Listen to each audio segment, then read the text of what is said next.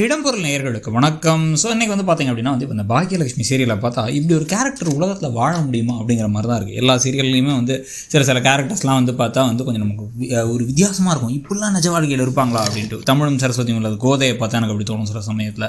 இன்னொரு பக்கம் பார்த்திங்கன்னா அந்த பாரதி கண்ணம்மா சீரியல் முதல்ல இருக்கும்போது வெண்பாவை பார்க்கும்பொழுது தோணும். இந்த மாதிரி நிறைய கேரக்டர்ஸ் இருப்பாங்க, ஒரு மாதிரி எக்ஸ்ட்ரீமாக இருப்பாங்க. ஆனால் எந்த சீரியல்லையுமே ஒரு ஹீரோவோ ஒரு ஹீரோயினோ இந்தளவுக்கு கொஞ்சம் ஒரு பேக்காக இருக்க மாட்டாங்க அப்படின்னு தான் எனக்கு தோணும். அதில் முக்கியமான ஒரு கேரக்டர் யாருன்னு பார்த்தீங்கன்னா அது பாக்கியலட்சுமி தான். பாக்கியலட்சுமியுடைய கேரக்டருக்கு அவங்க ஒரு மிகப்பெரிய போராளி, பெண்ணிய போராளி, வாழ்க்கையில் முன்னேற ஆசைப்படுற எல்லாத்துக்கும் ஒரு இன்ஸ்பிரேஷன், உத்வேகம் கொடுக்கக்கூடியவங்க அப்படின்லாம் ப்ரோமோலாம் போட்டு காமிச்சாலும் நமக்கு தெரியும் அவங்க பேக்கு அப்படின்ட்டு. ஏன்னா ஒவ்வொரு வாரமும் அவங்களுக்கு வாழ்க்கையில் ஏதாவது பிரச்சனை வந்துச்சுன்னா அதுக்கு முக்கால்வாசி டைம் காரணம் அவங்கள தான் இருப்பாங்க. இப்போ இவங்க ஒரு கட்டாயப்படுத்தப்பட்ட கல்யாணத்தை செஞ்சவங்க. 17 வயசில் 12வது முடிச்சுட்டு நின்று எனக்கு அதிகம் படிக்கணும், ஸ்கூல் ஃபஸ்ட்டு அப்படின்ற அந்த ஒரு பொண்ணை ஒரு ஹெட் மாஸ்டர், 12வது முடித்த பிள்ளைய ஹெட் மாஸ்டர், என்ன அழகில் ஹெட் மாஸ்டராக இருந்திருப்பாருன்னு பார்த்துங்க ராமமூர்த்தி. தன்னோட பையன் ஒரு பொண்ணை காதலிக்கிறாருன்னு தெரிஞ்ச உடனே MBA முடித்த பையன், 12வது முடித்த பொண்ணு MBA முடித்த பையனுக்கு என்ன பண்ணிட்டாங்க அப்படின்னா அவசரமாக கல்யாணத்தை பண்ணி வச்சிடுறாங்க.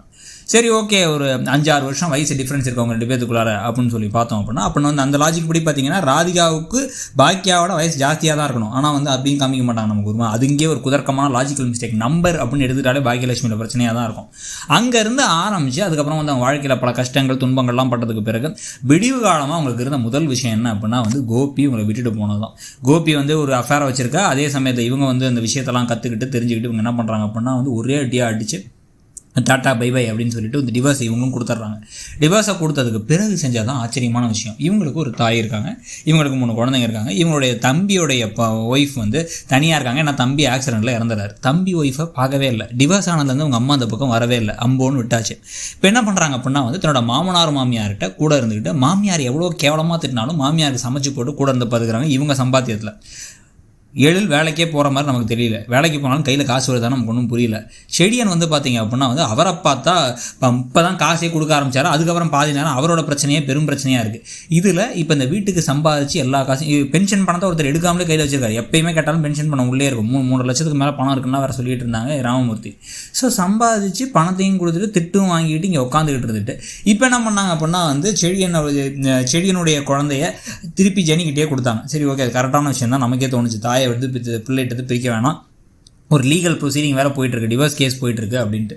இந்த சமயத்தில் இப்போ திரும்பி அமிர்தாவுடைய குழந்தையும் அமிர்தாவையும் கூப்பிட்டுட்டு எழில்கிட்ட வேறு சொல்லிட்டு ஒரு பிரச்சனையும் ஆகாது, நான் இருக்கேன், என்ன பிரச்சனை ஆக போகுது, நானே ஒரு குங்குலாம் பண்ணியிருக்கேன், கராத்தே பண்ணுவேன், அப்படியே கராத்தே பழகிருப்பா போலங்கிற மாதிரி கணேசெல்லாம் வந்தானா ஒரு அடி ஒரு திரும்பி வளைஞ்சு ஒரு ரவுண்ட் கிக்கு விட்டுனா கீழே வந்துருவான்பா அப்படிங்கிற மாதிரி குழந்தையை கூப்பிட்டு கிளம்பி போய் குழந்தையும் பறி கொடுத்து இப்போ பொண்ணையும் பறி கொடுத்து வந்தாச்சு. அந்த கணேஷ் வேறு ஒரு கம்ப்ளீட் பைத்தியமாக அமிர்தா எனக்காக வெயிட் பண்ணுறா, அவளுக்கு என் மேலே லவ் இருக்குது, கண்டிப்பாக என் கூட சேர்ந்து வாழ்வாவை அப்படின்னு சொல்லிட்டு குழந்தையும் மனைவியும் கடத்திட்டு போயிட்டார், பழைய மனைவியும். ஆனால் அவங்க மனசில் இருக்கிறது எல்லாமே எழில்.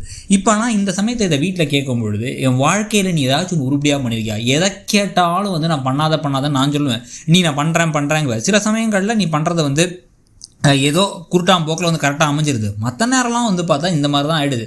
பேரம்பேத்திங்க எடுக்க வேண்டிய வயசில், கொள்ளு பேரம்பேத்தி எடுக்க வேண்டிய வயசில் நாங்கள் இப்போ என்ன ஆகிடுச்சு அப்படின்னா 2 கொள்ளு பேத்தியுமே பறி கொடுத்துட்டு இப்போ பரிதாபமாக தனியாக இருக்கோம் நாங்கள். இதுக்கெல்லாம் காரணம் உன்னுடைய முட்டாள்தனம் தான் பாக்கியா. இப்படி ஒரு மருமகன் எங்களுக்கு தேவையே இல்லை. அதுக்கு ராதிகாவே நல்ல மருமகன் தோணுது.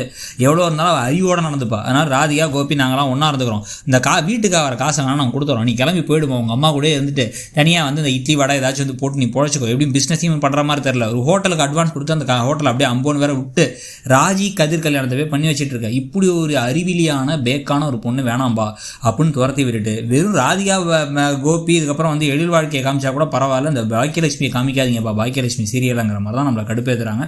ஸோ என்ன பண்ணுவாங்கன்னு நினைக்கிறீங்க? இவ்வளோ பெரிய பிரச்சனையானதுக்கப்புறம் பேசாமல் பாக்கியாவை வீட்டை விட்டு துரத்தினா கிளம்பி கோவப்பட்டாங்கன்னா கிளம்பி போயிட்டோம் பாக்கியான்னு நினைக்கிறீங்களா? இல்லை இந்த கதையே பேசாமல் இப்படி வேணாங்க, வேறு ஏதாவது கதையை கொண்டு வாங்கன்னு தோணுதாங்கிறத சொல்லுங்கள். தேங்க்யூ. இடம்பொருள் நேயர்களுக்கு வணக்கம். ஸோ இன்றைக்கி பார்த்தீங்க அப்படின்னா